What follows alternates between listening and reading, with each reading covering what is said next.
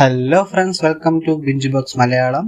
ഇപ്പോഴാണ് കർമ്മ എന്ന പേരുള്ള ഒരു സീരീസ് നെറ്റ്ഫ്ലിക്സിലാണെങ്കിൽ മൾട്ടി ലാംഗ്വേജസ് റിലീസ് ചെയ്തിട്ടുണ്ട്. ആക്ച്വലി ഇപ്പോൾ നോക്കുവാണെങ്കിൽ എല്ലായിടത്തും ടോപ്പായിട്ട് നല്ല രീതിയിലൊരു ടോക്ക് ഈ കർമ്മ എന്ന സീരീസിനെ പറ്റി വരുന്നുണ്ട്. സോ അതുകൊണ്ട് തന്നെയാണ് ഞാനും ഈ ഒരു സീരീസ് കണ്ടു നോക്കാമെന്നുള്ള ആ ഒരു ഡിസിഷൻ എടുത്തത്. ഇത് സ്റ്റാർട്ട് ചെയ്യുന്നതിന് മുമ്പ് ഒരൊറ്റ വാക്കി ഇത് പറഞ്ഞ് അവസാനിപ്പിക്കുകയാണെങ്കിൽ ഇറ്റ്സ് കംപ്ലീറ്റ്ലി വർത്ത് വാച്ച് ആയിട്ടുള്ള ഒരു സീരീസ് തന്നെയാണ്. ഒരു ലിമിറ്റഡ് ആയിട്ടുള്ള സീരീസ് ആണ്. വെറും 6 എപ്പിസോഡുകൾ മാത്രമേ ഇത് ഉള്ളൂ. കണ്ടിന്യൂവേഷൻ ആയിട്ട് ഇനി വേറെ സീസൺസ് ഒന്നും വരാനില്ല. 6 എപ്പിസോഡിൽ തീർക്കുന്നുണ്ട് എന്നുള്ളത് കൊണ്ട് തന്നെ ഈ ഒരു സീരീസ് വളരെ ഈസി ആയിട്ട് കണ്ടു തീർക്കാൻ പറ്റുന്ന ഒന്ന് തന്നെയാണ്. ജനറലി ഒരു കൊറിയൻ സീരീസ് എന്ന് പറയുമ്പോഴത്തേക്കും ഈ ഡ്രാമയൊക്കെയാണ് നമുക്ക് ആദ്യം ഓർമ്മ വരുന്നത്. പക്ഷേ ഈ ഇതെന്ന് പറയുന്നത് കംപ്ലീറ്റ്ലി ഒരു ക്രൈം ത്രില്ലർ കാറ്റഗറിയിൽ വരുന്ന ഒരു സീരീസ് ആണ്. ഈ കർമ്മ എന്ന് പറയുന്ന ആ ഒരു കോൺസെപ്റ്റിനെ വളരെ നല്ല രീതിയിൽ തന്നെ സെറ്റാക്കി കാണിച്ചിട്ടുണ്ട്. ഈ സീരീസ് കാണുമ്പോൾ നമുക്ക് തന്നെ ഒന്ന് തോന്നിപ്പോകും, ജീവിതത്തിൽ ഒരു തെറ്റ് പോലും നമ്മൾ എവിടെയും ചെയ്തു പോകരുത് ഈശ്വര എന്നുള്ള ആ ഒരു ചിന്ത നമ്മളിൽ തന്നെ അവർ ഉണ്ടാക്കുന്നുണ്ട്. അതേപോലെ മൈൻഡ് ബ്ലോയിങ് ആയിട്ട് നമ്മൾ ചിന്തിപ്പിക്കുന്ന ഒരു സീരീസ് തന്നെയാണിത്. കർമ്മ ഇസ് എ ബൂമറാങ് എന്ന് പറയുന്ന പോലെ നമ്മളെന്തെങ്കിലും നല്ലത് ചെയ്താൽ നമുക്കെന്തെങ്കിലും നല്ലതൊക്കെ സംഭവിക്കും.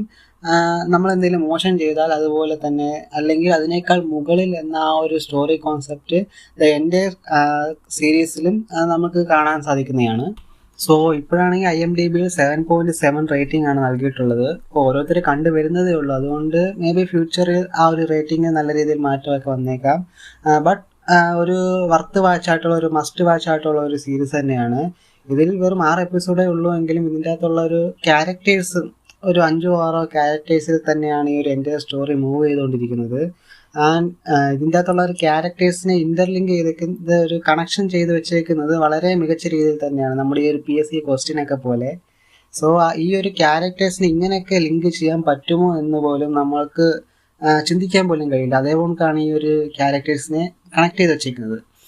കംപ്ലീറ്റ്ലി നോക്കുവാണെങ്കിൽ ഒരു പെർഫെക്റ്റ് സർക്കിളായിട്ട് ഈ ഒരു സ്റ്റോറിയെ ഇങ്ങനെ റിവീൽ ചെയ്ത് ആക്കിക്കൊണ്ട് വരും.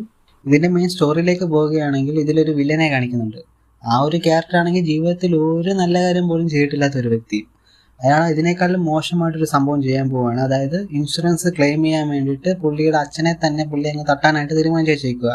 എന്നാൽ ഈ ഇൻഷുറൻസ് കമ്പനിയെക്കാരെ അറിയാമല്ലോ, ഈ ഇൻഷുറൻസ് എന്ന് പറയുമ്പോൾ നമുക്ക് എങ്ങനെ പൈസ തരാതിരിക്കാമെന്ന് നോക്കുന്ന ആൾക്കാരാണ്. അതായത് ഇപ്പം മരിച്ചു വീണാൽ തന്നെ നേരെയല്ലേ മരിച്ചു വീണേ, ചരിഞ്ഞ് മരിച്ചു വീണാലേ പൈസ കിട്ടൂ എന്ന് പറയുന്ന ആൾക്കാരാണ് ഈ ഇൻഷുറൻസുകാർ. അപ്പം അതേപോലുള്ള കുറച്ച് നൂലാമാലകൾ ഈ ഒരു പടത്തിലും ഉണ്ട്. അതുകൊണ്ട് തന്നെ ഇതൊരു പെർഫെക്റ്റ് ക്രൈം ആക്കാൻ വേണ്ടിയിട്ട് പുള്ളി ഒരു ചൈനീസുകാരനെ പോയി ഹയർ ചെയ്യും.